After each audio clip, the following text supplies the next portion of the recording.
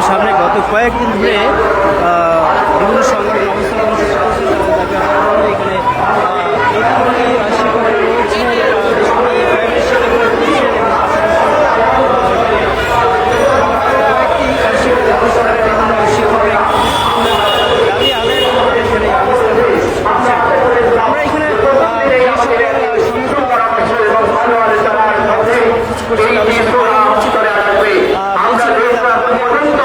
আমরা সঠিক সিদ্ধান্ত কোন সমতল মন্ত্রণালয়ের বাইরে আগামী দিন আমরা আরো কঠোর হতে কঠোর এই আন্দোলনে যাবো ইনশাআল্লাহ।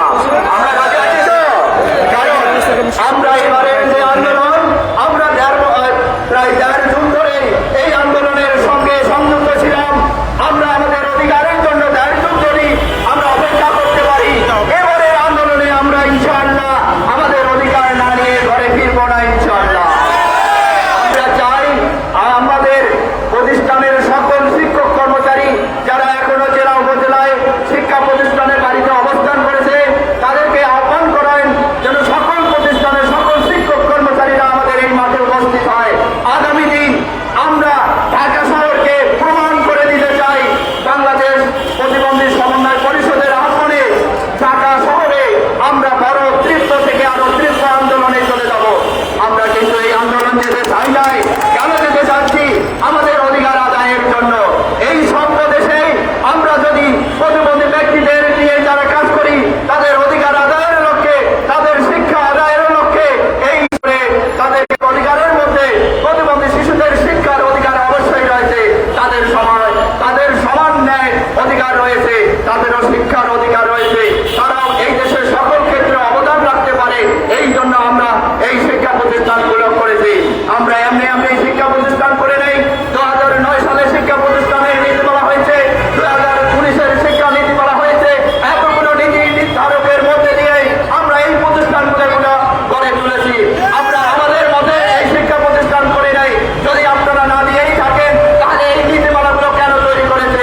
বাংলাদেশ সংবিধানের আপনাদের যদি ধারণ লক্ষ্য করি, কোন সংবিধানের আলোকে 3 বছরের মধ্যে যদি কোনো নীতিমালা বাস্তবায়ন না হয় এটি সংবিধান অবমাননার সামিল হয়ে থাকে। তাহলে প্রতিবন্ধী ব্যক্তিদের শিক্ষা নীতিমালা 2019-কে এটি একটা বড় ধরনের অবমাননা করা হয়েছে। আরো একটি অবমাননা করা হয়েছে, যেটি বাংলাদেশের প্রতিবন্ধী শিশুরা তারা শিক্ষা থেকে বঞ্চিত হচ্ছে, ধীরে ধীরে তারা আরো থেকে বঞ্চিত হচ্ছে, তাদের সম অধিকার থেকে বঞ্চিত হচ্ছে, সম সুযোগ থেকে বঞ্চিত হচ্ছে। এটি হতে পারে না। এই সব দেশে আমরা এটি আশা করি নাই, কারণ বাংলাদেশ একটি গণতান্ত্রিক এবং সম অধিকার সম সুযোগ সকলের অধিকার আদায়ের লক্ষ্যে এই দেশটি লক্ষ্য হয়েছে। আজকে 53 বছর পরেও বাংলাদেশের প্রতিবন্ধী শিক্ষকদেরকে মাঠে নামতে হয় তাদের অধিকারের আদায়ের লক্ষ্যে। এটি একটি লজ্জাজনক, এটি আমরা ধিক্কার জানাই। আমরা আশা করি মাননীয় প্রধান উপদেষ্টার শুভবুদ্ধি উদয় হবে। খুব শীঘ্রই আমাদের এই প্রতিবন্ধী বিদ্যালয়গুলোর সুপরামর্শ এবং স্বীকৃতি আম্পিও দিয়ে আমাদের ঘরে ফিরে যাওয়ার জন্য অনুমতি দেবেন। আমরা চাই সেই সুবিধা বঞ্চিত প্রতিবন্ধী শিশুদের সুশিক্ষায় শিক্ষিত করে সমাজে প্রতিষ্ঠিত করার জন্য আমরা সেই কাজগুলোকে আমরা ত্বরান্বিত করব। আমরা আজ বাংলাদেশে প্রেস ক্লাব চত্বরে আমরা কখনো চাই না আমরা শিক্ষক কর্মচারী, আমরা প্রতিষ্ঠাতা সভাপতি, আমরা মাঠে থেকে আন্দোলন করি। এটি আমাদের জন্য একটি ন্যাক্কারজনক, দুঃখজনক, সত্যি আমরা কেন এই অবস্থান করছি? এতক্ষণে আমাদের সুপরামর্শ আসার কথা ছিল।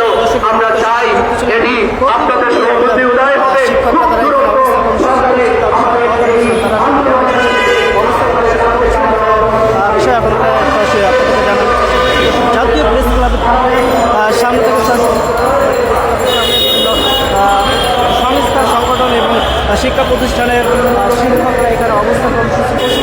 আপনাদেরকে যদি দেখাতে চাই জাতীয় প্রেস ক্লাবের সামনে এখানে বেসরকারি প্রাথমিক বিদ্যালয়ের শিক্ষকরা যারা এখানে অবস্থান কর্মসূচি করছেন, আমরা তাদের সাথে কথা বলবো তারা আসলে কেন এখানে অবস্থান কর্মসূচি করছেন। তারা লাগাতার এখানে অবস্থান কর্মসূচি করছেন, এক দফা এক দাবি নিয়ে বেসরকারি প্রাথমিক বিদ্যালয়ের সমীকরণ দাবি তারা এখানে অবস্থান করেন। আমরা এখানে শিক্ষকের সাথে আসলে কথা বলতে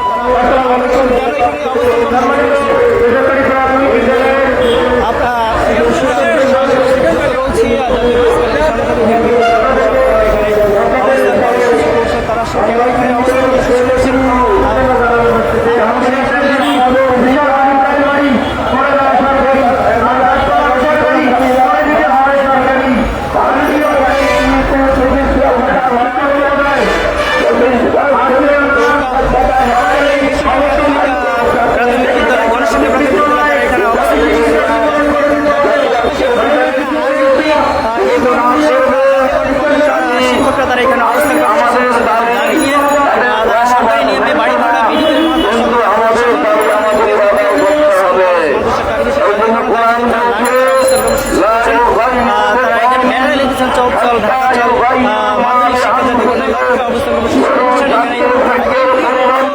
এখানে সরাসরি যুক্ত রয়েছে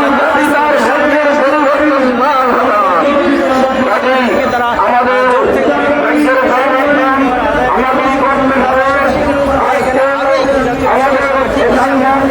সামনে তারা এখানে নন এমপিও শিক্ষক পক্ষ থেকে একটি সমাবেশের আয়োজন করেছেন। তারা এখানে অবস্থান কর্মসূচি পালন করছেন।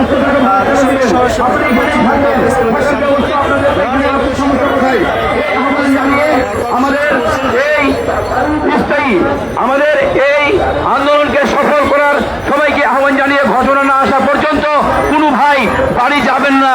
এই সময় তো সবার বাড়িতে কাজটা মোটামুটি শেষ হয়ে গেছে। কত বাড়ি যায় কি বলবেন? কাজ কয়দিন পরে শুরু হবে?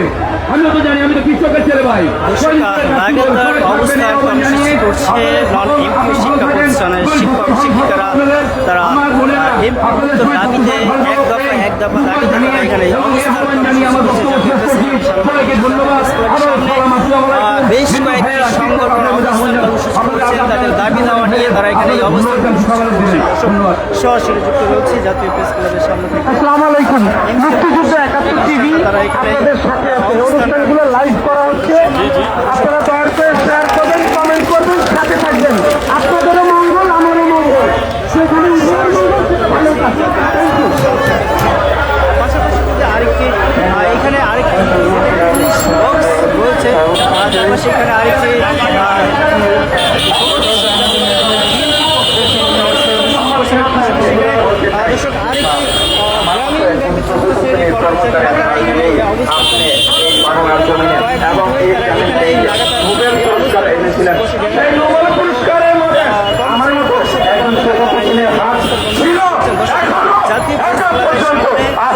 এবং যতদিন এই গ্রামীণ ব্যাংকের প্রতিষ্ঠান টিকবে, ঠিক ততদিন পর্যন্ত আমার মতো একজন চতুর্থ শ্রেণীর কর্মচারীর হাত থাকবে ইনশাল্লাহ।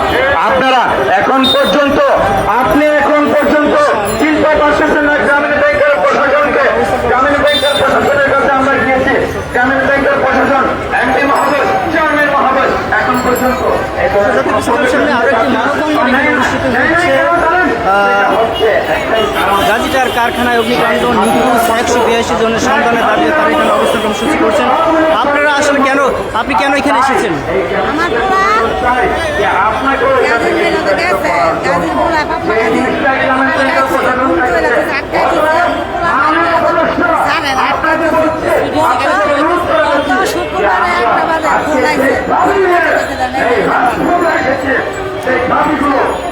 গাজীটার অগ্নিকাণ্ডের ওইখানে কি আপনার ছেলে কি মানে নিখোঁজ রয়েছে, আটকে রয়েছে নাকি মারা গেছে? আটকে রেখেছে।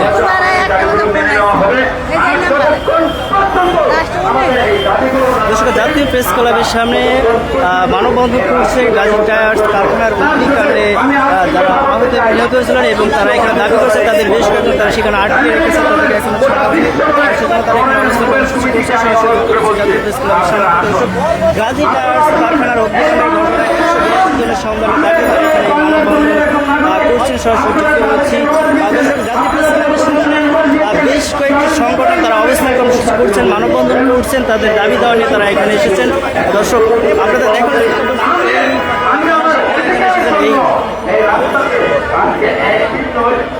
আপনি এখানে আসেন, কেন এসেছেন? কেন এসেছেন?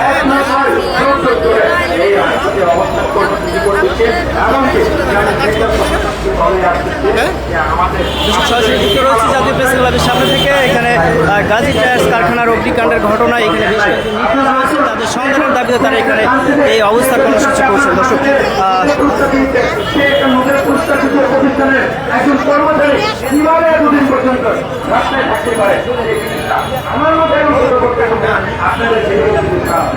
দর্শক আমরা এখানে আসলে কথা বলতে চাই, আপনি আসলে এখানে কেন এসেছেন? কেন এসেছেন এখানে?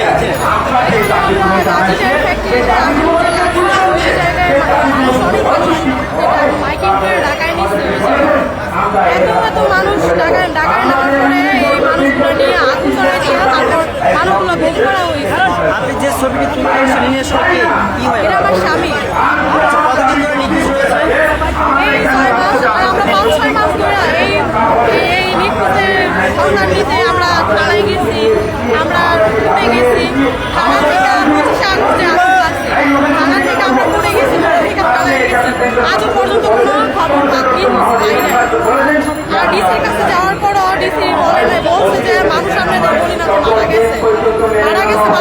আশা করি না আপনাদের ভবিষ্যতে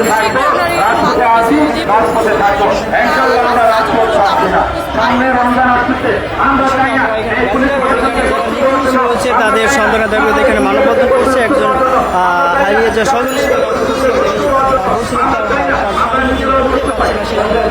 তারা এখানে মানববন্ধনে এসেছেন। দর্শক সরাসরি যুক্ত রয়েছে জাতীয় প্রেস ক্লাবের সামনে থেকে। তারা এখানে কেন এখানে মানববন্ধনে এসেছেন আমরা আসলে এখানে আরেকজনের সাথে কথা বলতে চাই। আসলে আপনি এখানে কেন এসেছেন এই মানববন্ধনে?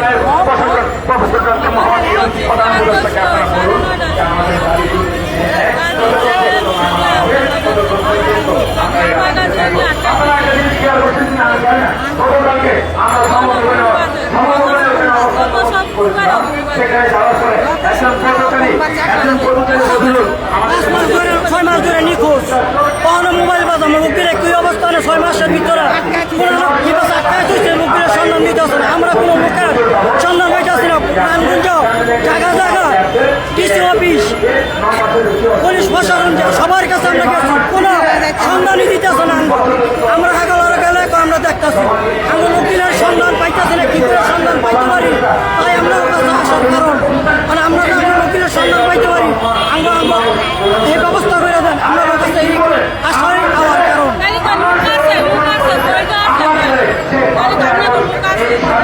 জাতীয় প্রেস ক্লাবের সামনে গাজীটার অগ্নিকাণ্ডে যারা নিখোঁজ হয়েছে এখানে আত্মীয়স্বজনরা তাদের স্বজন এখানে তাদের প্রয়োজন এখানে এসেছেন।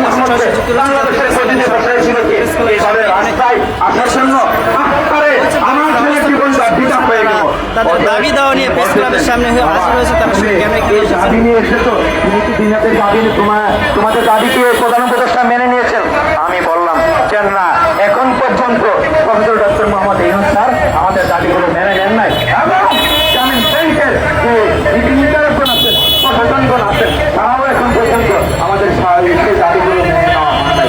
তখন তিনি বলতে চাই আজকে এই বাংলার জমিনে আমার ছেলের রক্ষা, আমি একজন বাংলাদেশের নাগরিক হিসেবে আমার নাগরিক রক্ষা, এই বাংলাদেশের স্বাধীনতা পিতা গেল কেন পিতা গেল? বাংলাদেশের স্বাধীন নাগরিক একটা অধিকারের জন্য